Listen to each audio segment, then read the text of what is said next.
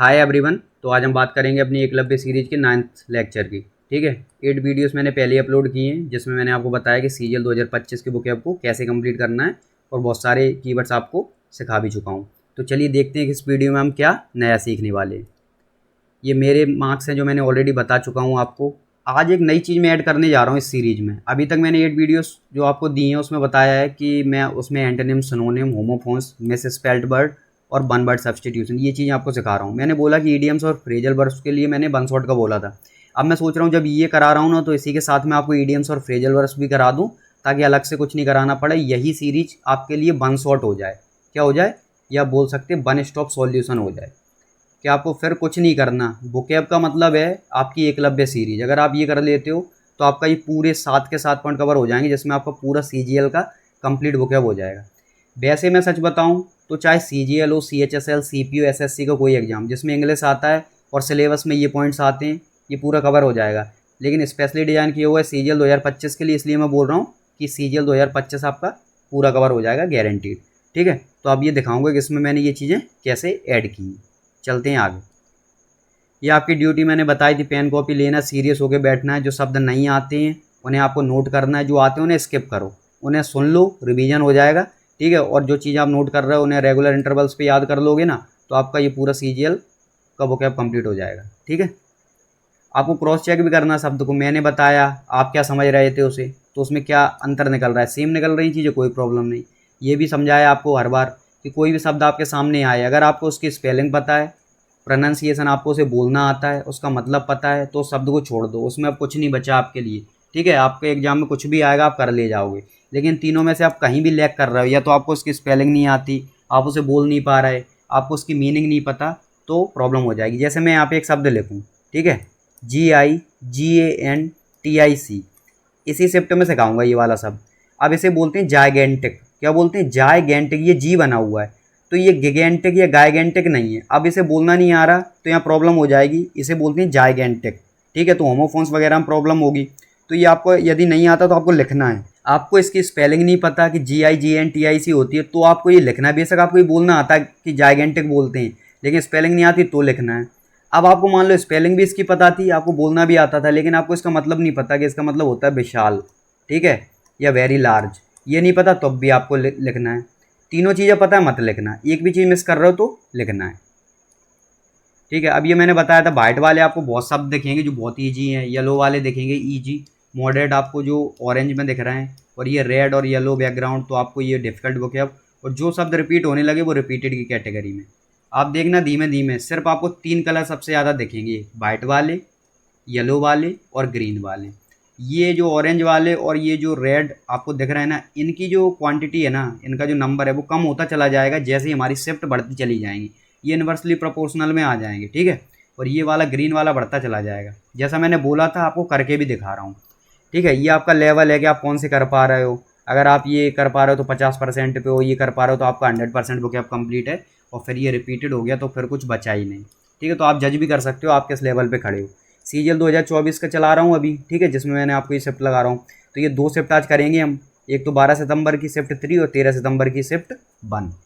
तो चलिए शुरू करते हैं। अब इसमें मैंने नेक्स्ट स्लाइड में भी कुछ लिखा हुआ है। ठीक है, तो 1 वर्ड ढूंढेंगे। अब देखो इसमें आंसर भी कैसे निकालना है, किस तरह से आपको बुकैब का कोई भी क्वेश्चन आ जाए। ठीक है, आप 25 क्वेश्चन सॉल्व करते हो प्री में, बुकैब का कोई क्वेश्चन आ जाए, आपकी माइंड सेट, आपका अप्रोच क्या रहना चाहिए वो आपको बताऊंगा। तो देखो फ्रेज का मतलब क्या होता है, ये चीज़ मैं आपको नेक्स्ट स्लाइड में सिखाऊंगा। इनकैपेबल का मतलब होता है अयोग्य। ठीक है, किसी चीज़ के लायक ना होना, इनकैपेबल, अयोग्य। डिफीट का मतलब होता है हारना या हराना। ठीक है, हारना या फिर हराना। तो ये हो गया। इनविंसिबल, ये रिपीट हो गया। देखो कीवर्ड, कठिन कीवर्ड है इनविंसिबल, लेकिन रिपीट हो रहा है, मतलब चीज़ें रिपीट होती हैं। तो ये मतलब इसका होता है कि जिसे हराया ना जा सके। पिछली शिफ्ट में सिखाया आपको, जिसे हराया ना जा सके। ठीक है, हराया ना जा सके। तो ये हो गया। जो अजेय है, ग्रीन वाले में लिखता नहीं क्योंकि ये रिपीट हो रहे हैं, कई बार रिपीट हुए हैं, लिख दिया ये। अनअवॉइडेबल का मतलब होता है जिसे अवॉइड ना किया जा सके, जिसे आप नज़रअंदाज नहीं कर सकते, जो चीज़ बहुत ज़रूरी है। इनविजिबल का मतलब होता है अदृश्य, जो दिखाई नहीं दे रहा है। इन एलेक्टेबल, इन एलेक्टेबल का क्या मतलब है? इसका भी मतलब है अनअवॉइडेबल। ठीक है, जिसे आप अवॉइड नहीं कर सकते। तो ये देखा जाए अनअवॉइडेबल और ये एक दूसरे के, ये तो सिनोनिम हो गए, लेकिन हमें क्या निकालना है, वन वर्ड सब्स्टिट्यूट बताओ। कि इनकेपेबल ऑफ बीइंग डिफीटेड, जैसे हराया ना जा सके, ठीक है, जैसे कोई नहीं हरा सकता, तो ये आंसर आ गया इनविंसिबल। तो आपको जब इनविंसिबल का मतलब पता है, आपने जब ऐसे पढ़ा इनकेपेबल मतलब अयोग्य ऑफ बीइंग डिफीटेड, जैसे हराया नहीं जा सकता, ठीक है, कि मतलब जो हराने के लायक नहीं है, तो जो हराने के लायक नहीं है जैसे कभी हरा नहीं सकते, तो ये सेंस निकल रहा है। अब आपको कभी ये नहीं रटना, ये गलती मत करना, मैं बताऊं कि आप ये रटने लगे हाथ रखे कि incapable of being defeated, incapable of being defeated इसका मतलब होता है इनविंसिबल, इनविंसिबल, ये मत करना, ऐसे नहीं करना होता। क्या करना है, इनविंसिबल का मतलब हिंदी में आपको पता है, जैसे हराया ना जा सके, जो अजय हो, जो कभी किसी से हारा ना हो, जैसे बोला जाता है दारा सिंह, उन्होंने जितनी भी कुश्तियां लड़ी थी वो कभी नहीं हारे, तो इस तरह से। अब यहाँ पे आपने पढ़ लिया, इसका मतलब निकाल लिया कि इनकेपेबल ऑफ बीइंग डिफीटेड, जो कभी हराया ना जा सके, इसका मतलब ये निकल रहा है। ये सेंस थोड़ा आइडिया हो गया कि यही, तो बस ये आंसर हो गया। बाकी इन शब्दों का मतलब आपको पता है, तो ये भी हो गया अनअवॉइडेबल वगैरह, तो ये आंसर आ गया, ठीक है। अब देखो मैंने बताया कुछ यहाँ पे सिखाऊंगा, तो आपको मैं फ्रेज, क्लॉज और सेंटेंस के बारे में बता देता हूँ। काफ़ी कन्फ्यूजन रहता है कि फ्रेज क्या होता है, क्लॉज क्या होता है और सेंटेंस क्या होता है। ये वैसे आपके ग्रामर का पोर्सन है, यहाँ पे आया तो मैंने कहा आपको एक आइडिया दे देता हूँ, ठीक है। तो देखो फ्रेंड्स, फ्रेज क्या होता है, group of words without a subject and verb. आपको शब्दों का एक समूह मिलेगा, लेकिन आपको वर्ब और ये सब्जेक्ट दोनों चीज़ें एक साथ नहीं मिलेंगी। वर्ब मिल जाएगा तो सब्जेक्ट नहीं मिलेगा, सब्जेक्ट मिल जाएगा तो वर्ब नहीं मिलेगा, और जहाँ दोनों साथ में मिल जाएंगे वो फ्रेज नहीं होगा, वो कुछ और होगा। वो क्या होगा, वो या तो क्लॉज होगा या सेंटेंस होगा, ठीक है। तो ये चीज़ समझो यहाँ पे। तो देखो मैंने लिखा हुआ है, एक पॉइंट ये हो गया नो कंप्लीट मीनिंग, एक इसकी कंप्लीट मीनिंग नहीं निकलती। यदि आप कोई फ्रेज पढ़ रहे हो तो कोई पूरा मतलब नहीं निकलेगा कि मैं खेलने जा रहा हूँ, तो पूरा सेंस निकल गया कि मैं जा रहा हूँ कहाँ, खेलने, ठीक है। और नो सब्जेक्ट प्लस वर्ब, तो ये ऐसा नहीं बोल रहा मैं कि सब्जेक्ट नहीं मिलेगा या वर्ब नहीं मिलेगा, दोनों एक साथ नहीं मिलेंगे। एग्जाम्पल क्या है, इन दी मॉर्निंग, ठीक है, सुबह में, ठीक है, ये हो गया इन दी मॉर्निंग। अ ब्यूटीफुल फ्लावर, कि एक सुंदर फूल, ठीक है। अब यहाँ फ्लावर अगर सब्जेक्ट मान लें तो ये हो गया, मॉर्निंग को अगर सब्जेक्ट मान के चलें आगे, तो यहाँ पे कहीं वर्ब आपको दिख रही है, यहाँ पे ये फ्लावर हो गए तो कहीं वर्ब नहीं है। विथ ए स्माइल, हंसना, हंसी के साथ में। तो ये छोटे छोटे जो आपको दो तीन शब्द मिला के कुछ बना दिया, जिसका एक सेंस तो निकलता है लेकिन कंप्लीट सेंस नहीं निकलता, तो वो आपके फ्रेजेस हो जाते हैं। विथ ए स्माइल, ठीक है, ऑन द टेबल, टेबल के ऊपर, जैसे ये लिख दिया ऑन द टेबल। अब दिमाग में आता है कि ये कंप्लीट नहीं है, टेबल के ऊपर क्या, किताब रखी हुई है, पैसे रखे हुए हैं, क्या रखा हुआ है, तो वो इस तरह का सेंस निकलता है, तो ये आपका फ्रेज हो जाता है, ठीक है। अब हम बात करते हैं क्लॉज की। यहाँ पर भी ग्रुप ऑफ वर्ड्स ही होते हैं, ठीक है, शब्दों का समूह होता है with a subject and a verb. आपको सब्जेक्ट और वर्ब दोनों एक साथ मिलेंगे, ठीक है, आपको सब्जेक्ट और वर्ब दोनों एक साथ मिलेंगे। मे और may not give complete meaning, ये हो सकता है आपको कंप्लीट मीनिंग दें और हो सकता है ना भी दें, ठीक है, नहीं भी दे सकते हो, दे भी सकते हैं। ऐसा क्यों, क्योंकि आपने सुना होगा इंडिपेंडेंट, ठीक है, इंडिपेंडेंट क्लॉज के बारे में, और आपने सुना होगा डिपेंडेंट क्लॉज। अगर ये चीज़ें बताने लगूंगा ना तो ये ग्रामर में चला जाऊंगा। अभी ये चीज़ें नहीं, अभी बस आपको आइडिया हो गया कि एक इंडिपेंडेंट क्लॉज होता है, एक डिपेंडेंट क्लॉज होता है, ठीक है। तो जो इंडिपेंडेंट होगा उसे किसी की जरूरत नहीं पड़ेगी, तो वो मेन क्लॉज हो गया, तो वहाँ पे आपको सब्जेक्ट वर्ब मिल जाएंगे, उनका कंप्लीट सेंस भी मिल जाएगा। और जो डिपेंडेंट किसी पे निर्भर कर रहे हैं तो उसे जरूरत पड़ेगी किसी और चीज़ की। तो देखो सब्जेक्ट प्लस वर्ब आपको मिल जाएगा, और एग्जाम्पल क्या है, सी सिंग्स बेल, कि वो अच्छा गाती है, ठीक है, और वैन सी सिंग्स, तो ये इंडिपेंडेंट क्लॉज है कि वो अच्छा गाती है, कंप्लीट हो गया सेंटेंस। तो ये सेंटेंस भी अपने आप में, अगर फुल स्टॉप लगा दूं आगे तो ये सेंटेंस बन गया कि वो अच्छा गाती है, तो पूरा हो गया कंप्लीट। और ये क्लॉज भी है, सी सिंग्स बेल, क्योंकि यहाँ सब्जेक्ट मिल गया और यहाँ वर्ब मिल गया, ठीक है। लेकिन आगे और भी अगर कुछ ऐड करना हो तो ऐड हो सकता है। और यहाँ पे क्या लिखो, वैन सी सिंग्स, जब वह गाती है। अब किसी ने बोला जब वह गाती है, तो दिमाग में आएगा कि जब वह गाती है तब क्या होता है, कुछ तो बताओ आगे का, तो बताओ जब वो गाती है तो क्या। तो ये दिमाग में आ रहा है, ये क्वेश्चन उठ रहा है, तो ये अभी अपने आप में पूरा नहीं है, ये डिपेंडेंट क्लॉज है। और इस वजह से जब ये डिपेंडेंट क्लॉज है तो ये कंप्लीट सेंस नहीं दे रहा है, ठीक है, तो ये कंप्लीट सेंस नहीं दे रहा है। और यहाँ कंप्लीट सेंस निकल रहा है सी सिंग्स वेल, इसीलिए बोला है कि इसका मे और may not give complete meaning. यहाँ कभी आपको कंप्लीट मीनिंग नहीं मिलेगी फ्रेज में, यहाँ पे मिल भी सकती है और नहीं भी मिल सकती है क्लॉज में। और सेंटेंस में आपको हमेशा कंप्लीट मीनिंग मिलेगी, always gives complete meaning. She sings beautifully, I go to temple, मैं मंदिर जाता हूँ और वह अच्छा गाती है, ब्यूटीफुली गाती है, तो दोनों कंप्लीट सेंस दे रहे हैं। और यहाँ फुल स्टॉप भी दिख रहा है आपको कि यहाँ एंड हो गया इस सेंटेंस का, ठीक है। और ये भी ग्रुप ऑफ वर्ड्स ही होते हैं जो कंप्लीट सेंस देते हैं, तो ये एक नई खास बात आ गई सेंटेंस में। और इसमें सब्जेक्ट और वर्ब आपको मिल ही जाएगा, और ये हमेशा कंप्लीट सेंस देगा। यहाँ पे मे और मे नॉट वाली कंडीशन आ गई क्लॉज में, और फ्रेज वाले में कभी आपको कंप्लीट नहीं मिलेगा। तो बस ये डिफरेंस है तीनों में, आपको याद रहना चाहिए। अब आपसे कभी डायरेक्ट इस तरह से सीजीएल में तो नहीं पूछा जाना है कि एसएससी ऑब्जेक्टिव टाइप क्वेश्चन में पूछ ले, लेकिन आइडिया रहेगा ना इन तीनों में क्या डिफरेंस होता है, तो फायदा रहेगा, ठीक है। इंटरजेक्शन का मतलब होता है विस्मयादि बोधक, विस्मयादि बोधक, ठीक है, जो आपको आश्चर्य बताए, ऐसे शब्द जो आश्चर्य बताएं, जैसे आउच, ठीक है, जैसे वाओ, ठीक है, जैसे hurray we won the match, ऐसा सुना होगा, ठीक है। तो ये इस तरह के शब्द हैं। तो ये जो शब्द हैं इनके बाद एक्सक्लेमेशन का साइन भी आता है ये वाला, जैसे आई बना दें और उल्टी उल्टी रिप्लेस करके यहाँ से रिवर्स करके ये इस तरह की आई बना दें, तो ये हो गया।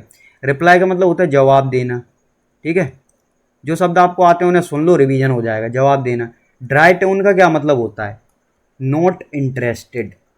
अब ये देखना, नॉट इंटरेस्टेड का मतलब है कि बिल्कुल भी उस चीज़ में इंटरेस्ट नहीं है, ठीक है, कोई रुचि नहीं ले रहा है, बिल्कुल ड्राई टोन में बात कर रहे हैं, ठीक है।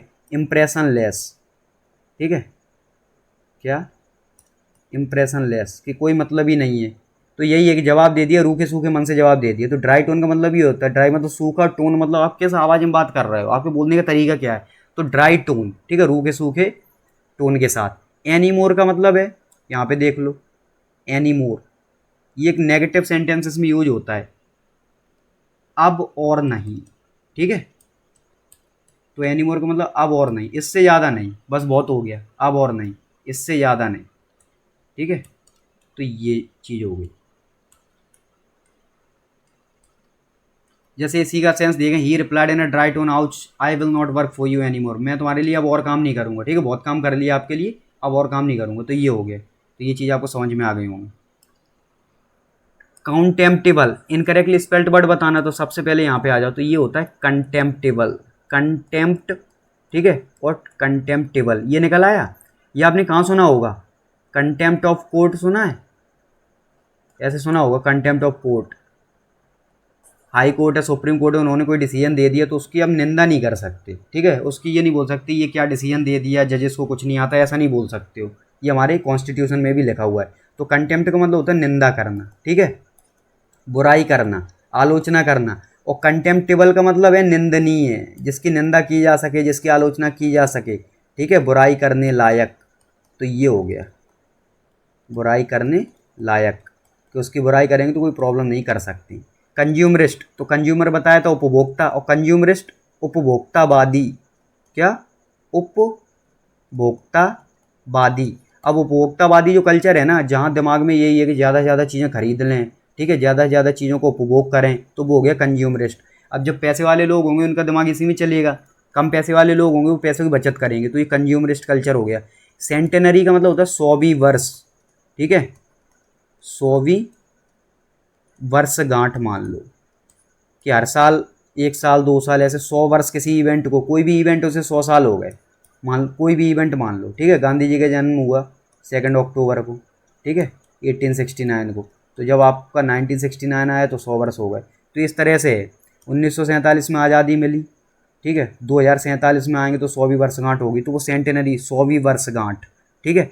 कैपिटलिस्ट का मतलब एक तो होता है पूंजीपति, पूंजीपति जैसे अंबानी अडानी, तो जो पैसे वाले लोग हो गए पूंजीपति। और एक होता है इसका पूंजीवादी, ठीक है, व्यवस्था, पूंजीवादी व्यवस्था।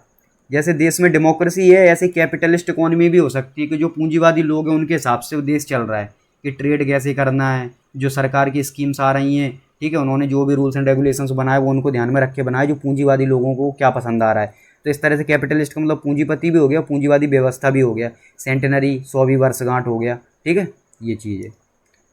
बिलीव का मतलब भरोसा करना। मोटो, अब मोटो का मतलब होता है एक तो नारा, ठीक है, और एक हो गया सिद्धांत, कि हमारा यही सिद्धांत है, यही नियम है, हमारा यही मोटो है, हम इसी चीज़ के लिए जीते हैं, ऐसे ही करते हैं। लेमन का मतलब हो गया नींबू, ठीक है, नींबू। और लेमनेड का मतलब हो गया शिकंजी, नींबू पानी, ठीक है। तो शिकंजी, नींबू पानी, ये हो गया। अब इसका हमें ईडीएम निकालना है, तो आंसर कैसे निकलेगा?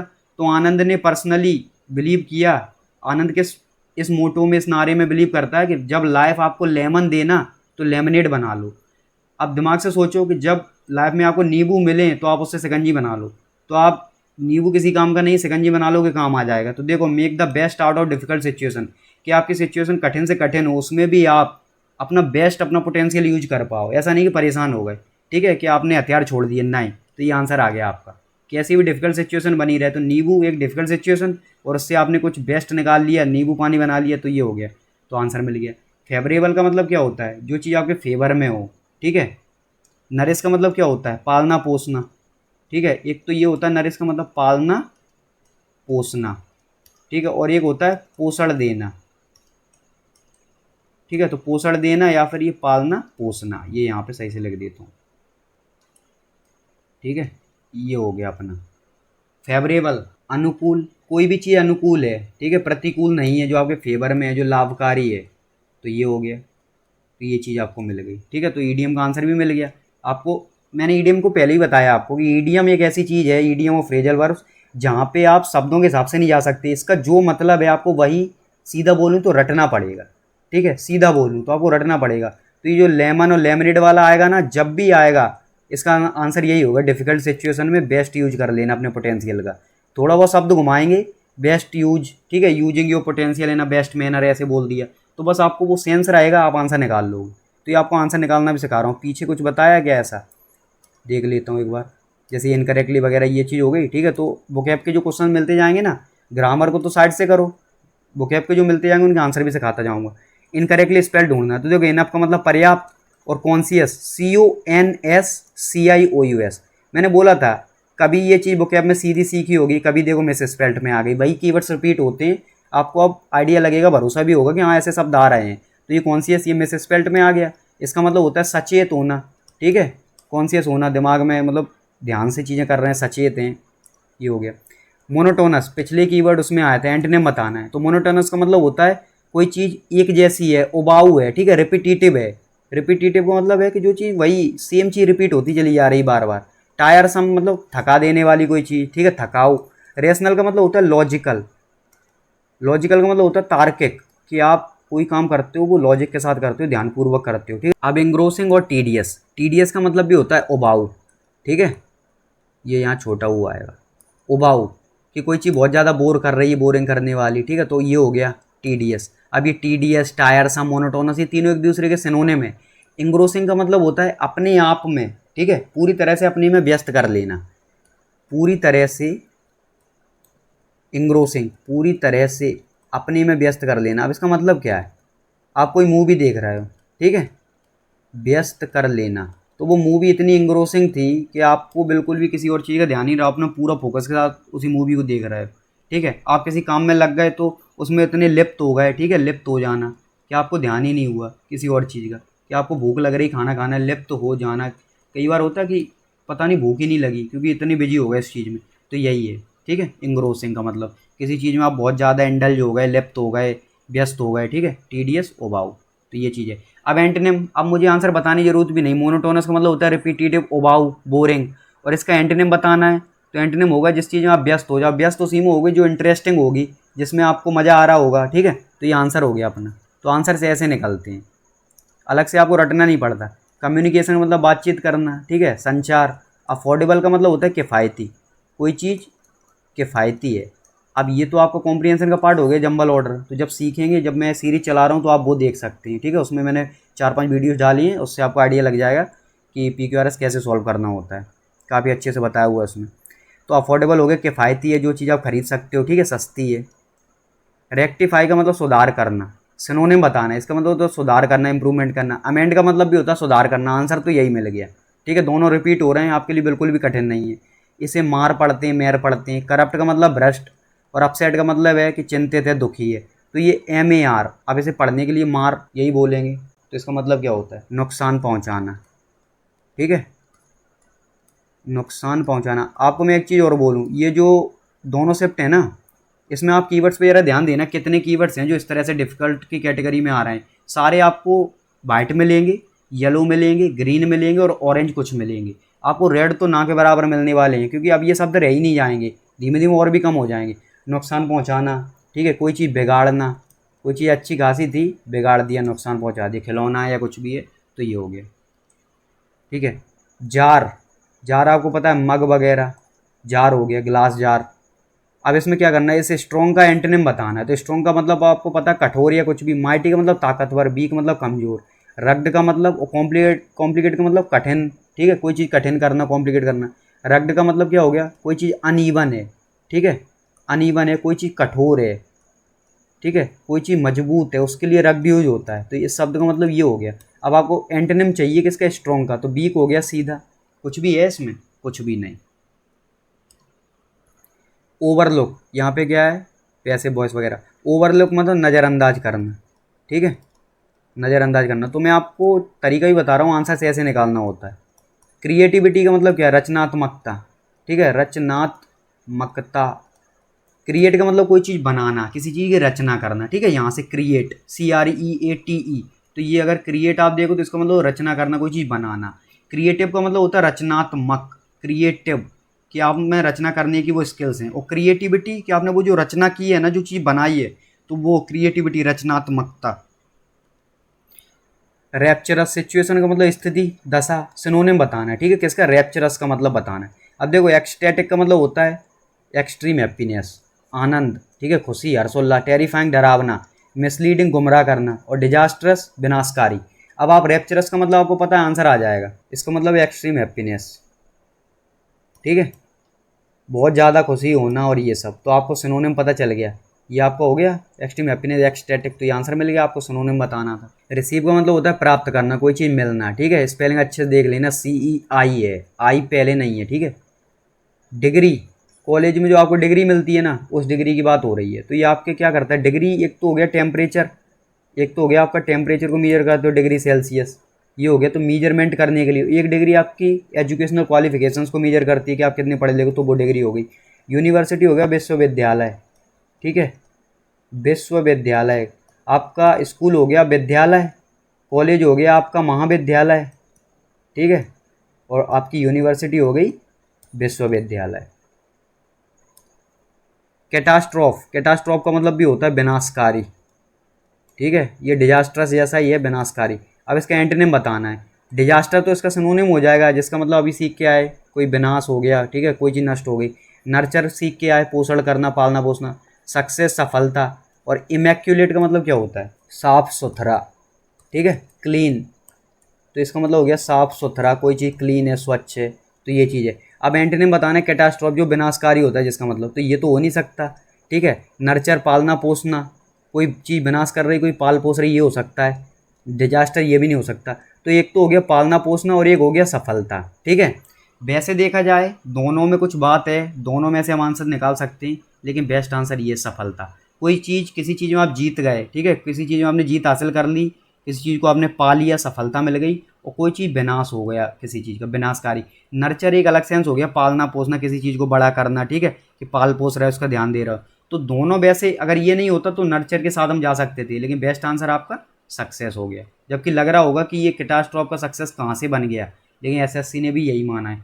तो आप ये देखिए, मैंने आपको एक चीज़ बताई, एंटोनिम सिनोनिम किसी शब्द का कोई होता ही नहीं है। हर एक शब्द अपने आप में केवल एक शब्द है, उसका अपने आप में एक मतलब है। आप केवल उस शब्द को याद करो, उसका मतलब याद करो, उसका सिनोनिम क्या होगा, एंटोनिम क्या होगा, वो तो ऑप्शंस बताएंगे, वो हम नहीं बताएंगे, ठीक है। तो जो ऑप्शंस आएंगे उसके अकॉर्डिंग हम आंसर निकालेंगे।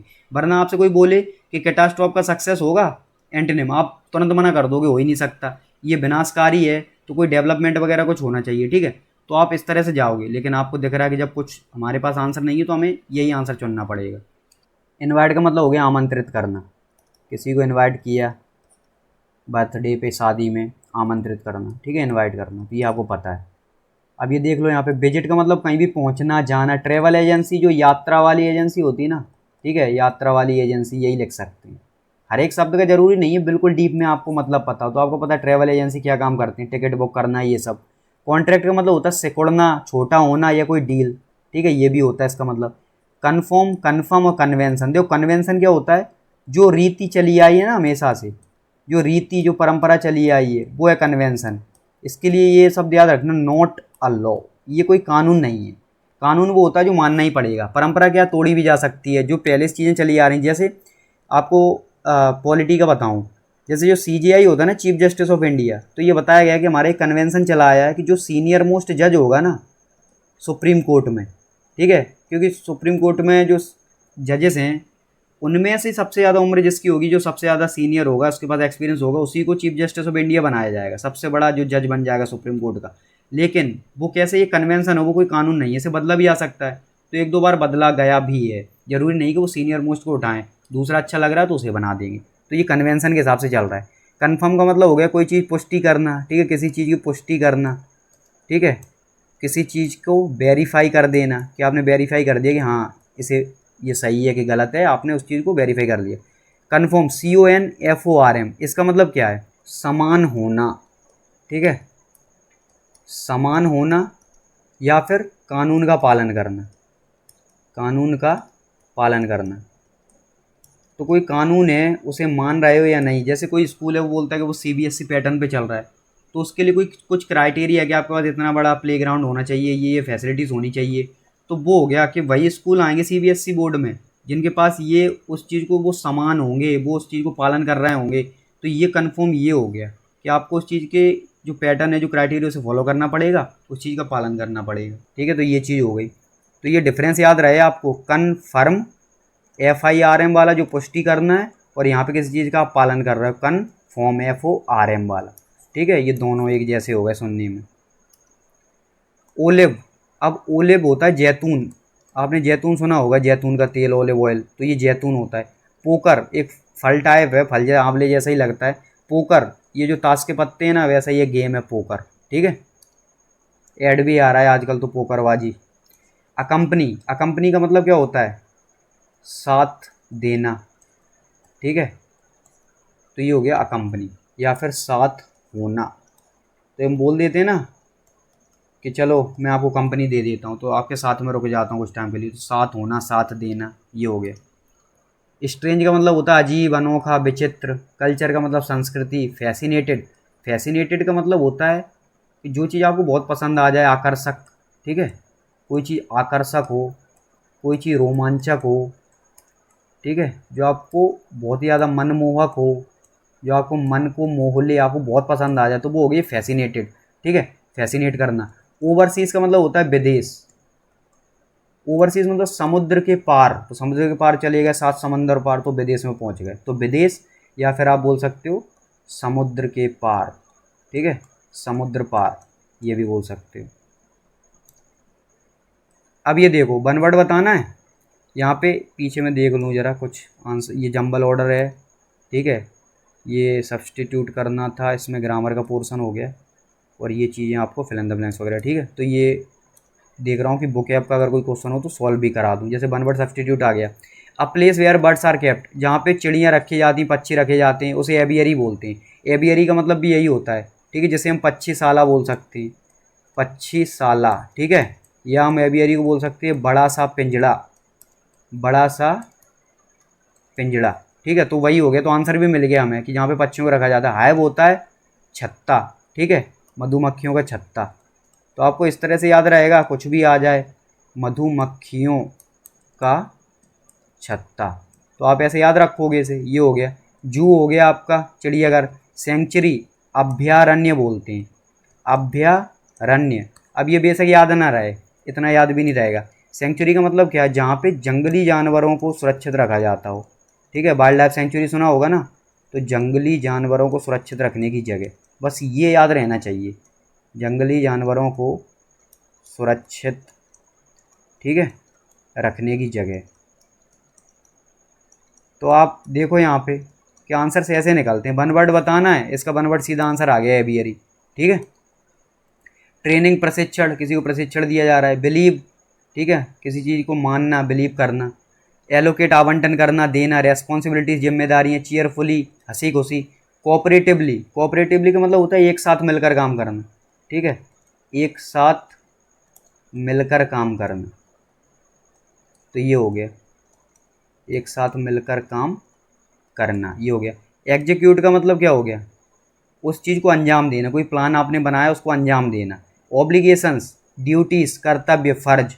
डेमोन्स्ट्रेट का मतलब होता है शो करना, ठीक है, प्रदर्शन करना। नॉन बायस्ड, तो ये देखो, जो बायस है ना, बायस का मतलब होता है पक्षपात करना। क्या होता है? पक्षपात करना। दो लोग हैं, उसमें एक को ज़्यादा चीज़ें दे दी, एक को कम दे दी, तो पक्षपात कर दिया। और अनबायस्ड का मतलब आप समझ गए, पक्षपात ना करना। तो इससे आप इसका आंसर निकाल लोगे कि सबको समान समझना, ठीक है, अनबायस्ड। तो अनबायस्ड होना चाहिए कोई भी व्यक्ति है, कि पक्षपात ना करे लोगों के बीच में। नेक्स्ट स्लाइड में आपको ये सब कीवर्ड्स बताऊंगा, ठीक है। अहिंसा आपको पता है, नॉन वायलेंस, ठीक है। क्या होता है इसका मतलब? Non violence. फर्मली का मतलब होता है दृढ़ता से। क्या होता है? दृढ़ता से।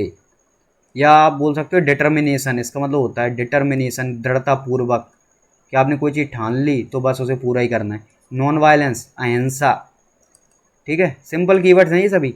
मेयरली, मेयरली का मतलब होता है केवल, सिर्फ, ठीक है, मात्र, या सीधा बोला जाए ओनली। ये मेयरली किसका सेंस देता है? ओनली वाला। मोंक का मतलब है साधु, ठीक है, साधु संत। बीस्ट का मतलब हो गया क्रूर व्यक्ति। क्या हो गया? क्रूर व्यक्ति, बीस्ट, ठीक है, निर्दयी व्यक्ति। तो ये हो गया आपका क्रूर, निर्दयी। सिविलाइज्ड का मतलब होता है सभ्य, जो जेंटल पर्सन है, सभ्य, जो जेंटलमैन है, ठीक है, जेंटल पर्सन। तो ये हो गया। स्पिरिट का मतलब होता है भावना, कि आपको खेल को खेल की भावना से खेलना चाहिए, तो स्पिरिट, भावना, फीलिंग्स, ठीक है, ये हो गया। ब्रूट का मतलब भी होता है क्रूर व्यक्ति, क्रूर व्यक्ति, निर्दयी। डिग्निटी का मतलब है प्रतिष्ठा, सम्मान। ये कीवर्ड कई बार आ चुका है, ग्रीन में होना चाहिए था। प्रतिष्ठा, सम्मान। सैकल्स, अब ये देखो यहाँ पे सैकल्स लिख देता हूँ। तो सैकल्स का मतलब होता है बेड़ियाँ, ठीक है, जंजीरें, किसी को बांध के डाल दिया है तो बेड़ियाँ, जंजीरें, ठीक है, ये हो गया आपका सैकल्स। स्पेलिंग ध्यान रखना, SHACKLES। ओबीडियंस, अब ओबीडियंट होता है आज्ञाकारी, ओबीडियंस होता है आज्ञा मानना, ठीक है, आज्ञा मानना। बोलते हैं वो जब एप्लीकेशन लिखते हैं प्रिंसिपल को, योर ओबीडियंट, योर सिंसियरली, तो वही आज्ञा मानना, ओबीडियंस। इंडेलिबली, ये कीवर्ड कई बार आ चुका है, ठीक है, इंडेलिबली। फिलॉसफी, दर्शन शास्त्र। दर्शन शास्त्र क्या है? जीवन के सिद्धांतों का अध्ययन, ठीक है, जीवन के सिद्धांतों, सिद्धांतों का अध्ययन, कि हम इसकी स्टडी करें कि लाइफ में क्या रूल्स होने चाहिए, लाइफ एक्चुअली में है क्या, जीवन, वो चीज़। ह्यूमर, ह्यूमर का मतलब हंसी मजाक। इमोरल का मतलब अनैतिक, ठीक है, कोई चीज़ नैतिक है, कोई अनैतिक है, जिसमें वैल्यूज़ नहीं है। इंडल्ज का मतलब क्या होता है? इंडल्ज का मतलब मशगूल हो जाना, मशगूल हो जाना, किसी चीज़ में आप पूरी तरह से लिप्त हो जाना, ठीक है, फिर आपको और किसी चीज़ का होश ही नहीं रहा, लिप्त हो जाना। तो ये हो गया। प्रोटेस्ट, विरोध प्रदर्शन। क्या है? विरोध प्रदर्शन। एक शब्द का यदि आपको एक सही मतलब पता है ना, तो आप आंसर निकाल लोगे, इतनी आसानी से आंसर्स आ जाते हैं। फेथ का मतलब होता है भरोसा करना, ठीक है, भरोसा, फेथ। और फेथफुल, किसी के प्रति भरोसेमंद रहना, तो फेथ मतलब भरोसा। इन्फ्लुएंशियल, प्रभावी। इन्फ्लुएंस का मतलब क्या होता है? प्रभाव डालना। और यहाँ पे इन्फ्लुएंशियल, प्रभावी व्यक्ति या कोई प्रभावी चीज़, ऐसी चीज़ जो इम्पैक्ट डालती है, असर डालती है। ब्लड सेड, इसका मतलब एक तो वायलेंस होता है, हिंसा भी होता है, ठीक है, हिंसा, या फिर खून खराबा, ठीक है, खून खराबा। तो ये चीज़ समझ में आ गई आपको। अब ये तो बताना भी नहीं है। अलाइव मतलब जीवित रहना, ठीक है, कोई चीज़ जीवित है, अभी उसकी डेथ नहीं हुई, तो जीवित रहना, alive. It's her one once, ये आपको आना चाहिए। प्रूव का मतलब होता है कोई चीज़ साबित करना, और अप्रूव्ड का मतलब होता है स्वीकार, ठीक है, स्वीकृति मिलना। क्या होता है? स्वीकृति मिलना, किसी चीज़ की आपको परमिशन मिल गई है, तो वो अप्रूवल मिल गया, ठीक है, तो अप्रूव्ड। तो ये चीज़ हो गई। रेलेवेंट का मतलब है कि वो चीज़ तर्कसंगत है, आपके लिए उपयुक्त है, उपयोगी, इंपॉर्टेंट है। मोरल का मतलब नैतिक। इल विल मतलब क्या हो गया? कि बुरी सोच। विल मतलब इच्छा, तो बुरी इच्छा भी बोल सकती। बुरी इच्छा मतलब किसी का बुरा चाहना, ठीक है, कि किसी के साथ गलत हो जाए, किसी का बुरा सोचना, किसी के बारे में बुरा सोचना, बुरा हो जाए उसके साथ, ये सब। तो इल विल। इल गॉटन, गलत तरीके से कमाया हुआ, गलत तरीके से कमाया हुआ, ठीक है, ये नहीं कि मेहनत करके कमाया, शॉर्टकट लेके गरीब, गलत तरीके से कमाया हुआ, या कोई चीज़ मिल गई हो, जैसे 2 नंबर का धंधा करके, ठीक है, तो आपको ये ऐसे याद रहेगा, इल गॉटन। तो ये अपना हो गया। अब हम नेक्स्ट शिफ्ट देख लेते हैं, चलिए, ठीक है। तो इंटीरियर का मतलब होता है आंतरिक, अंदर का, ठीक है। एक्सटीरियर होता है बाहर का, बताया था। मोटिव का मतलब होता है उद्देश्य, कि आपका मोटिव क्या है, ठीक है, आपका उद्देश्य क्या है, आपका ऑब्जेक्टिव क्या है, क्या बनना चाहते हो या फिर क्या चीज़ पाना चाहते हो, ये ऑब्जेक्टिव वगैरह, उद्देश्य। कोई चीज़ कर रहे हो, कोई तो मोटिव होता ही है, पर्पज, ठीक है, पर्पज लिख लो, पर्पज। तो ये हो गया। सपोर्ट का मतलब है एड, हेल्प, ठीक है, सहायता, ये हो गया। अब यहाँ पे तो एरर वगैरह बताना तो ग्रामर का देखेंगे हम, फिर इसमें कुछ है ही नहीं पूरे में। ओथ का मतलब होता है शपथ लेना, क्या होता है, शपथ लेना, प्लेज लेना, ये हो गया। और आपको सेम वर्ड बताना ग्रुप ऑफ वर्ड के लिए। A written statement made under oath, तो लिखित स्टेटमेंट चाहिए, ये नहीं कि बस मुंह से बोल दी लिखित। तो अफर्मेशन, ठीक है, एफिडेविट, स्टेटमेंट का मतलब तो कथन ही होता है। टेस्टिमनी का मतलब होता है गवाह, ठीक है, इसका मतलब होता है सबूत, टेस्टिमनी। तो ये तो सबूत और गवाह हो गए। एफिडेविट होता है आपका शपथ पत्र, क्या होता है, शपथ पत्र। और स्टेटमेंट का मतलब तो कथन होता है। और अफर्मेशन का मतलब क्या है, स्वीकृति, ठीक है, पुष्टि, कोई चीज़ पूछी गई और बोल दिया कि हाँ ऐसा हुआ था या फिर ऐसा नहीं हुआ, तो इस बात की पुष्टि हो गई, स्वीकृति मिल गई, तो ये अफर्मेशन हो गया। तो अब आप देख लो कि कोई कथन है जो भी रिटर्न फॉर्म में लिखा जाए, तो आपको पता है कि आप शपथ लेते हो ना कि मैंने जो बातें बताई हैं बिल्कुल सही हैं, गलत निकलती हैं तो मैं जिम्मेदार होऊंगा। तो ये ओथ, एक तरह से शपथ ले लिया आपने, तो ये एफिडेविट हो गया। ये आंसर मिल गया कि रिटर्न लिखित स्टेटमेंट है, आपने बाकायदा टाइप करवाया है, लिखवाया है, तो ये आंसर हो गया अपना एफिडेविट। फूल का मतलब होता है मूर्ख या मूर्ख बनाना, ठीक है। क्या पूछा है इसमें, पैसिव वॉइस, ठीक है। यहाँ पे बिल का मतलब होता है खरीदना, ठीक है। सफ़र का मतलब होता है पीड़ित होना या फिर बीमार होना।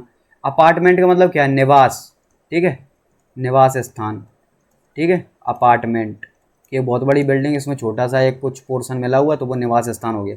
अब हम इसे देखते हैं, तो इसमें क्या पूछा है कि she is fearful of height, she is suffering from fill up. तो आपको ये पूरा तो रटना नहीं है, कमल से रटना स्टार्ट किया कि Kamal is not willing to purchase house, कि कमल कमल घर नहीं खरीदना चाहता 12th फ्लोर पे, ठीक है, क्योंकि वो समुद्र के किनारे है अपार्टमेंट। और सी इज, कमल, और सी इज फियरफुल ऑफ हाइट्स, उसे ऊंचाई से डर लगता है। तो यहाँ से आंसर मिल गया फियरफुल ऑफ हाइट्स, जिसे ऊंचाई से डर लगता है। तो जिसे ऊंचाई से डर लगता है वो है एक्रोफोबिया, ठीक है। ये कई बार बताया है, ऊंचाई से डर लगना, ठीक है, ये हो गया एक्रोफोबिया। हेलियोफोबिया, क्लोस्ट्रोफोबिया भी बताया है, बंद जगह से डर लगना, कोई बंद कमरा है उसमें किसी को रख दो डर लगने लगता है, ठीक है। कोई छोटी जगह उसमें है वो तो डर लगने लगे, कार में जा रहा है पूरा बंद है तो डर लग रहा है, तो ये क्लोस्ट्रोफोबिया हो गया। सोशियोफोबिया क्या हो गया, समाज में जाने, ठीक है, समाज में जाने और बातचीत करने से डर लगना, ठीक है, बातचीत करने से डर लगना। तो ऐसे लोग हैं, करने से डर लगना, जिन्हें बस अपने आप में घर में ही रहते हैं, ज़्यादा बहुत ज़्यादा घुलते मिलते नहीं बाहर, उन्हें डर लगता है लोगों से इंटरेक्ट करने में और वो सब। तो ये हो गया सोशियोफोबिया, है कि समाज में ज़्यादा जुड़ नहीं पा रहे। अब ये हेलियोफोबिया हो गया, सूर्य के प्रकाश से डर लगना। एक मैंने बताया था आपको फोटोफोबिया, जो लाइट से डर लगता है, वो कैसी भी लाइट हो, यहाँ पे सूर्य के प्रकाश से डर लगना, ठीक है, कि स्पेशली सूर्य, सनलाइट से, सूर्य के प्रकाश से डर लगना। तो ये तो आपका हो गया हीलियोफोबिया, ठीक है, ये चीज़ समझ में आ गई। अब एंटोनिम बताना है आपको बारबेरिटी का। तो बारबेरिटी का मतलब होता है बर्बरता। अब बर्बरता क्या है, बर्बरता का मतलब होता है क्रूरता, ठीक है, क्रूरता। इसका मतलब होता है निर्दयता, कि बहुत ज़्यादा निर्दयी है, बहुत पत्थर दिल है। कैलस का मतलब भी यही होता है, पत्थर दिल, ठीक है, निर्दयी। ये एक्सट्रीम लेवल के हैं निर्दयी, जिन्हें किसी से कोई फर्क नहीं पड़ता, कुछ भी होता रहे। तो ये तो इसका सिनोनिम हो गया कैलस, कैलस बोलते हैं इसे, बारबेरिटी बोलते हैं। कंपैशन का मतलब क्या होता है, कंपैशन का मतलब होता है सिंपैथी, किसी को लेके दया, सहानुभूति, ठीक है, दया, करुणा, ठीक है, सहानुभूति। तो आपको यहाँ से आंसर मिल गया आपका। एंटोनिम बताना है, तो ये कोई क्रूर है, निर्दयी है, तो उसे दूसरा उसका एंटोनिम उल्टा क्या है, जो दयावान है, तो ये हो गया कंपैशन। राइवलरी, तो राइवल और राइवलरी, तो ये होता है प्रतिद्वंद्विता, प्रतिद्वंद्विता,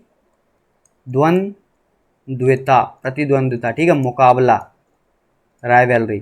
तो राइवलरी और राइवल का मतलब दुश्मन नहीं होता, मुकाबला करने वाले जो प्रतिद्वंदी है ना, आपस में मुकाबला करते हैं, उनके लिए, कंपटीटर के लिए यूज होता है। कॉम्प्रोमाइज़ का मतलब एडजस्ट करना, ठीक है, एडजस्टमेंट या एडजस्ट करना, कि दोनों पार्टीज आपस में थोड़ा वो एडजस्ट कर रही हैं, थोड़ा वो समझौता करना, ठीक है, समझौता करना। तो ये चीज़ आपको समझ में आ गई। एंटोनिम भी आपको मिल गया तो आंसर आसानी से आ जाता है।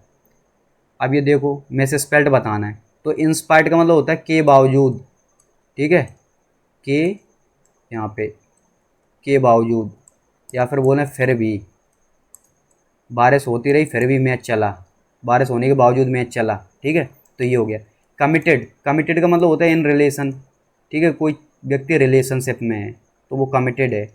और दूसरा बोले नॉट सिंगल, कि वो सिंगल नहीं है। तो आप ऐसे याद रख सकते हो कमिटेड का मतलब, कमिटेड का मतलब होता है प्रतिबद्ध है, ठीक है, प्रतिबद्ध है, वचनबद्ध है, कि वो उसने वचन दे रखा है, ठीक है। तो ये हो गया। डायलेमा, डायलेमा का मतलब होता है संशय, ठीक है, संकट की स्थिति। ये बताया था ये द्वंद्व वाली स्थिति है। कैसी है? द्वंद्व वाली, जहाँ पे आपके पास दो चीज़ें हैं कि एग्जाम भी है और दोस्त की शादी में भी जाना है, तो क्या करें, पढ़ाई करें या शादी में? शादी में गए तो एग्जाम पे कर रहा है, एग्जाम की तैयारी कर रहे हैं तो मन वहाँ पे है कि और भी दोस्त आए होंगे, तो ये आपकी द्वंद्व वाली स्थिति हो गई। कमेटी, कमेटी का मतलब क्या होता है? कार्यदल, ठीक है, कार्य दल, ये हो गया। या आप बोल सकते हो समिति। तो ये चीज़ हो गई, ठीक है, जो मेन कुछ ग्रुप होता है ना कार्य करने वाला। एमिकेबल का मतलब होता है फ्रेंडली, फ्रेंडली बिहेवियर है, फ्रेंडली तरीके से। तो एमिकेबल फ्रेंडली, मित्रतापूर्ण, ठीक है। एक तो शत्रुतापूर्ण हो गया कोई किसी का बिहेवियर, एक मित्रतापूर्ण हो गया। प्रीवेल, प्रीवेल की स्पेलिंग है गलत, प्रीवेल की स्पेलिंग होती है PREVAIL, ये होता है प्रीवेल। अब ये प्रीवेल्ड लिखा हुआ, वो ईडी तो लगा है बस, ठीक है, मेन अपना जो रूट वर्ड है वो यही है। तो प्रीवेल का मतलब होता है एक तो जीतना, ठीक है, इसके कई मतलब है। जीतना, इसका मतलब होता है प्रबल होना, प्रिवेल प्रबल होना, इसका मतलब होता है डोमिनेट करना, ठीक है। तो आप सेंस निकालना सीखो, डोमिनेट करना, कोई प्रिवेल कर गया किसी के ऊपर तो कोई दूसरे के मुकाबले वो जीत गया, वो ज़्यादा प्रबल है, वो डोमिनेट कर गया, तो डोमिनेट करना, तो ये होता है प्रिवेल का मतलब। तो आपको ये मिल गया, और मिस स्पेल्ड आंसर भी मिल गया। प्रिवेल की सही स्पेलिंग है ये PREVAIL, ठीक है। एंटोनिम बताना है। ग्रज, ग्रज का मतलब क्या होता है? घृणा, ठीक है, नफरत, ये होता है ग्रज। रेवल्सन का मतलब भी ये होता है घृणा, नफरत। रैनकुर, रैनकुर बोलते हैं सर, रैनकुर, इसका मतलब भी होता है घृणा, नफरत। मेल वोलेंस का मतलब भी होता है घृणा, नफरत। तो एक दो तीन चार, ये चारों एक दूसरे के सिनोनिम। वेनेवोलेंस का मतलब होता है दया, ठीक है, इसका मतलब होता है परोपकार, ठीक है, इसका मतलब होता है कि दया की भावना, परोपकारी भावना। तो ये अपना एंटोनिम हो गया। बाकी सिनोनिम तो ये सभी हैं, तो ये सब इनका मतलब सेम ही है, ठीक है। तो आंसर मिल गया अपना। डेलिबरेटली का मतलब होता है जानबूझकर, और यहाँ भी एंटोनिम बताना है, जान बूझ कर, डेलिबरेटली। और एम्बिगुअस का मतलब होता है अस्पष्ट, ठीक है, ये पहले ही बताया हुआ है, अस्पष्ट, अनक्लियर। तो ये होता है इसका मतलब। अब इसका आपको एंटोनिम बताना है, तो इसका एंटोनिम हो जाएगा सर्टेन, जो चीज़ निश्चित है, जो चीज़ क्लियर है, जो चीज़ यहाँ पे निश्चित है, जो चीज़ क्लियर है, ये हो गया। क्योंकि ड्यूबियस, ड्यूबियस का मतलब कोई चीज़ जो अनसर्टेन है, ठीक है, जो चीज़ अनसर्टेन है।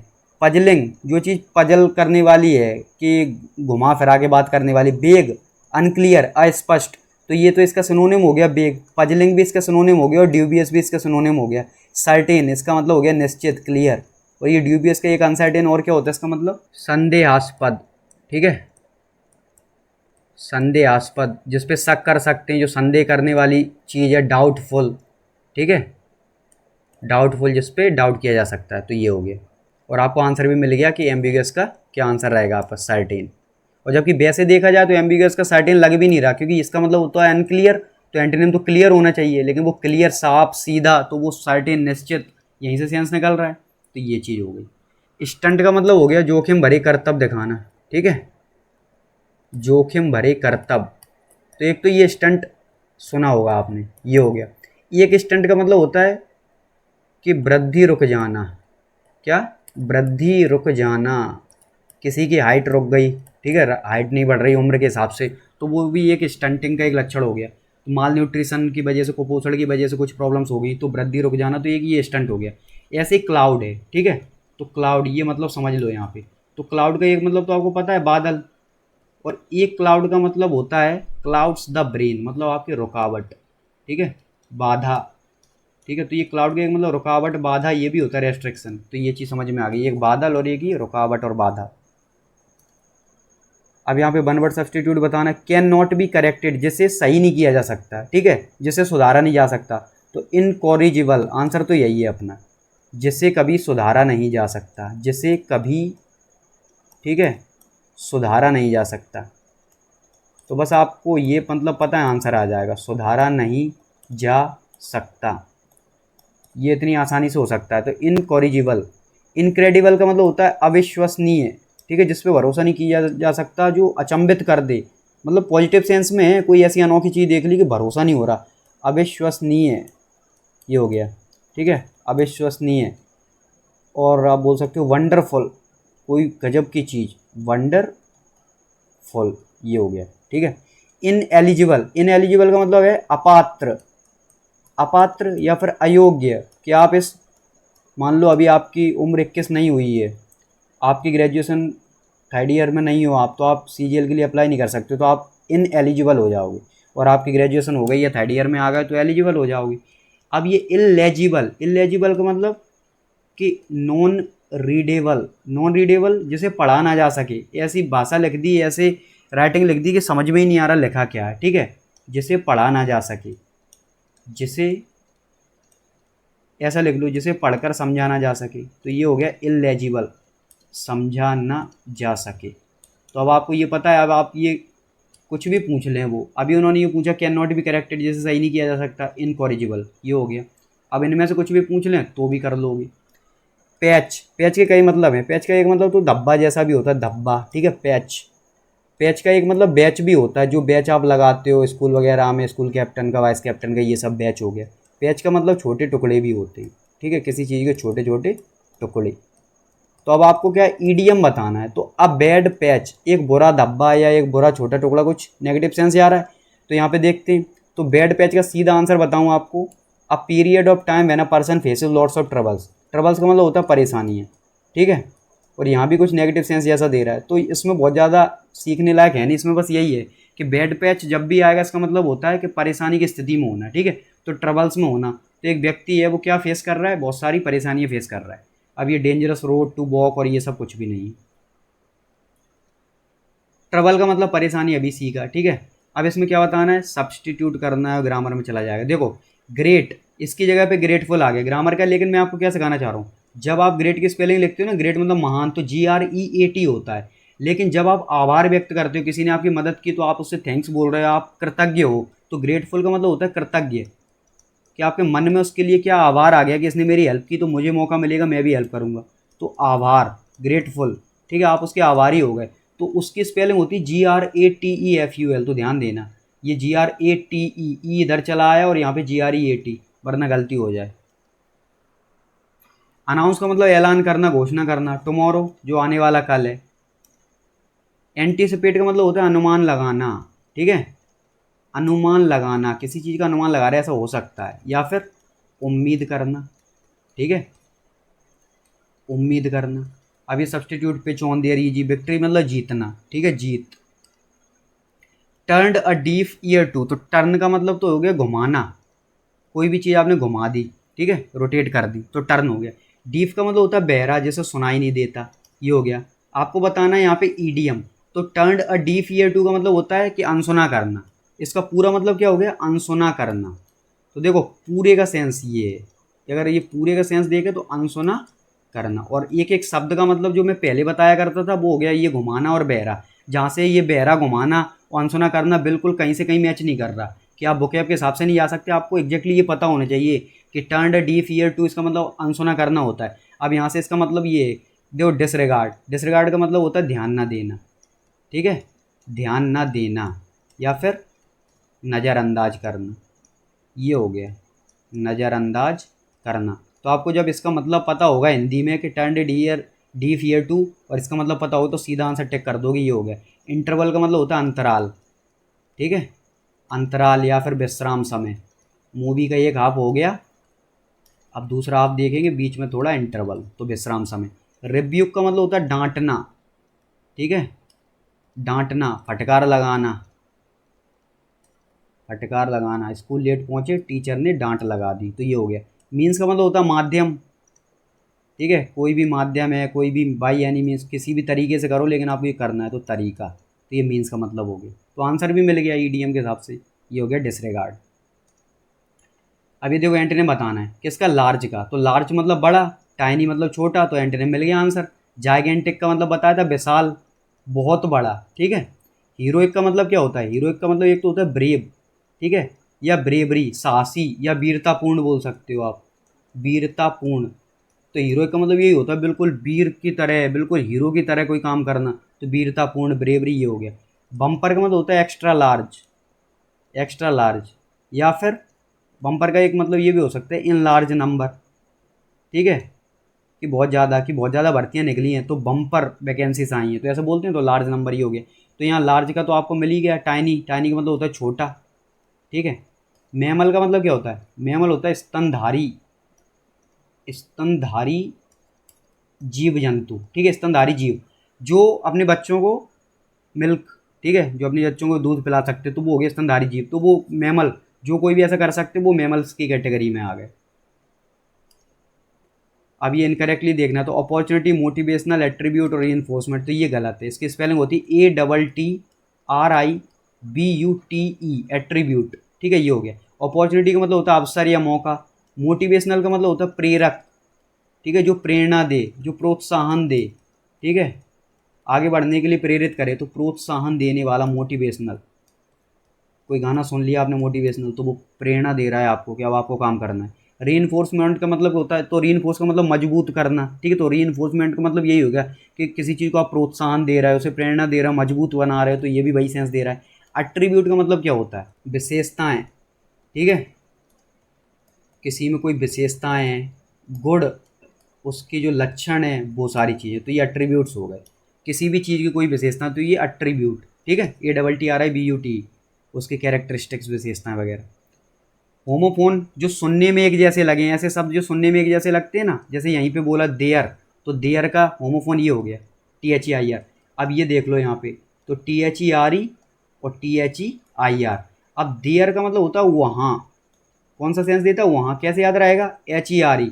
हेयर का मतलब होता है यहाँ, और इसी HERE से THERE बना, ये कनेक्शन सीधा बन रहा, तो यहाँ का वहाँ। और देयर का मतलब होता है उनका, ठीक है, दे के लिए देयर आया है कि they are driving their car, कि वो अपनी कार चला रहे हैं, तो उनका हो गया, या उनकी हो गया, या फिर उनके हो गया, ठीक है। और देयर मतलब ये वहाँ वाला सेंस हो गया, यहाँ वहाँ, हियर एंड देयर, ये वो वाला हो गया। दोज मतलब वे, या फिर उनका भी होता है कि दोज बुक्स, या फिर उनकी किताबें हैं, या वो बुक्स, ठीक है, तो बे वाला सेंस हो गया उनको, या फिर वो वाला सेंस, ठीक है, तो ये वो आगे जब सेंटेंस में आता है तब एग्जैक्टली पता चलता है किस कंटेक्स्ट में यूज हुआ है, बे यूज करें कि वो यूज करें कि उनको वाला। क्लियर का मतलब साफ, डेट का मतलब होता है की, ठीक है, ये छोटा वाला की। एपिटोम, एपिटोम का मतलब होता है प्रतीक। अब ये कैसा प्रतीक है, प्रतीक मतलब जो वाइट कलर है ना, वो पीस, शांति का प्रतीक है, ठीक है, पीस, तो ये उस सेंस में कि आपको एक आइडिया दे रहा है कि ये इस चीज़ का प्रतीक है, इस चीज़ का चिन्ह है, ठीक है, तो ये ऐसा हो गया। ल्यूसिड का मतलब होता है क्लियर, साफ, स्वच्छ, ठीक है, क्लियर हो गया, क्लीन हो गया। तो ये एंटोनिम बताना है किसका, एपिटोम का। एक्सपेंशन का मतलब क्या हो गया, प्रसार करना, ठीक है, प्रसार करना, एक्सपेंड करना, बढ़ाना, किसी चीज़ को फैलाना, विस्तार करना, ये होता है इसका मतलब, विस्तार करना, ठीक है। अब ये प्रिसाइज, तो प्रिसाइज का मतलब हो गया एक्यूरेट, ठीक है, एक्यूरेट, सटीक, ये हो गया एकदम। एग्जॉर्ट, एग्जॉर्ट का मतलब होता है सलाह देना, ठीक है, सलाह देना, और इससे भी ज़्यादा ज़रूरी है ये परामर्श देना। परामर्श का मतलब काउंसलिंग करना, परामर्श देना। कोई डिप्रेशन में, उसकी काउंसलिंग कर रहे हैं, किसी कोई सब्जेक्ट लेना है, आगे अपने करियर को डिसाइड करना है उसे, तो परामर्श देना, सलाह देना, सजेशन देना, ये चीज़ हो गई, ठीक है, सजेशन। अब एपिटोम, प्रतीक चिन्ह, इसका एंटोनिम क्या बनेगा, तो ये अगर इसमें देखा जाए, आपको भी दिख रहा होगा, इन चारों में से एक भी आंसर नहीं दिख रहा। ल्यूसिड मतलब क्लियर, क्लीन, एक्सपेंशन, प्रसार करना, एग्जॉर्ट सलाह देना, प्रिसाइज का मतलब एक्यूरेट और सटीक। अगर इसमें ऐसा होता कि सिनोनिम बताना, तो एक बार ये सिनोनिम हो सकता, कोई चीज़ एक्यूरेट है, सटीक है, तो वो किसी का प्रतीक बन सकती है, किसी, तो वो चीज़ किसी के लिए आइडियल बन सकती है। लेकिन यहाँ पे तो एंटोनिम पूछ लिया, तो अगर फ्रेंड्स देखा जाए तो आंसर एक भी नहीं है, इसमें से एक भी कीवर्ड सही नहीं है। लेकिन एसएससी ने पता नहीं कैसे इसे आंसर माना है, एक्सपेंशन को। ये मुझे पता ही नहीं कि ये कैसे हो गया। ठीक है, आपको भी लग रहा होगा, आप देख सकते हो। तो ये पता नहीं उनका कि उन्होंने कैसे आंसर मान लिए। बाकी इन चारों में से एक भी ऑप्शन सही नहीं है। आगे बढ़ते हैं, नेक्स्ट स्लाइड में ये चीज़ें देखेंगे। ट्रांसेंडेंटल का मतलब होता है अलौकिक। ठीक है, अलौकिक, इसका मतलब हो गया आध्यात्मिक। अब ये कैसी चीज़ है? ये ऐसी चीज़ है जो संसार से परे है। तो सांसारिक, ठीक है, सांसारिक जो लिमिट है, बाउंड्री है, उससे परे, सांसारिक सीमा से परे। ठीक है, उसके बियॉन्ड है। ये एक अलग ही दैवीय बात हो गई, अलग बात, बाहर की बात हो गई। जो आप कोई बैठ के मेडिटेशन करता है तब उसे जो अनुभूति होती है ना, तो वो चीज़ है ये ट्रांसेंडेंटल।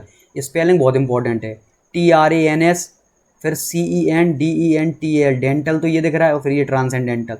मिथ का मतलब होता है कि कहानी बना दी, काल्पनिक। ठीक है, तो ये क्या हो गया? काल्पनिक कहानी, मिथ, ये चीज़ हो गई। प्रीचर का मतलब हो गया धर्म प्रचारक। ठीक है, जो धर्म का प्रचार प्रसार करते हैं ना, अपने अपने धर्म का, धर्म प्रचारक हो गए। ऑब्जर्व का मतलब होता है ध्यान देना, कोई चीज़ देखना, ऑब्जर्व करना। सेज का मतलब हो गया साधु संत। ठीक है, अब ये देखो कितने वर्ड रिपीट हो रहे हैं। फिलोसफर, तो जब फिलोसफी बताई थी, दर्शन शास्त्र, तो ये हो गया दर्शन शास्त्री, जो फिलोसफी की स्टडी करते हैं। डाइवर्स मतलब विभिन्न, विविध, अलग अलग। तो इंडिया में इतनी डाइवर्सिटी है, तो ये वहाँ से आ गया। टेंशन का मतलब चिंता, परेशानी। और डिससेटिस्फैक्शन का मतलब है असंतुष्ट होना। ठीक है, प्रॉब्लम वगैरह पता। आस्पेक्ट मतलब पहलू, पक्ष, कोई आइडिया। एंगल का मतलब होता है कोण, 90 डिग्री एंगल और ये सब। मेथड का मतलब होता है तरीका, किसी काम को करने का कोई तरीका, मेथड। तो ये हो गया। सुपरफिशियल बताया था ऊपर ऊपर से। आपने कोई चीज़, आपने नोट्स पढ़ रहा है तो ऊपर ऊपर से पढ़ लिए, स्किम कर दिया। ठीक है, ऐसे नहीं कि आप अच्छे से इन डेप्थ पढ़ रहे हो। तो ये हो गया सुपरफिशियल, ऊपर ऊपर का। सेइंग का मतलब होता है कहावत, कोई कहानी, मतलब कोई कहावत है, ईडियम, फ्रेज, मुहावरे जैसा। और से टेल कहना, ये सब पता है आपको। रियलिटी वास्तविकता, अनइमेजिनरी जो चीज़ रियल है। ठीक है, जो रियलिटी है। क्योंकि इमेजिन करना तो काल्पनिक, और अनइमेजिनरी जो काल्पनिक नहीं है तो वो रियलिटी में है, रियल है। तो ये दोनों एक दूसरे के सिनोनिम हो गए।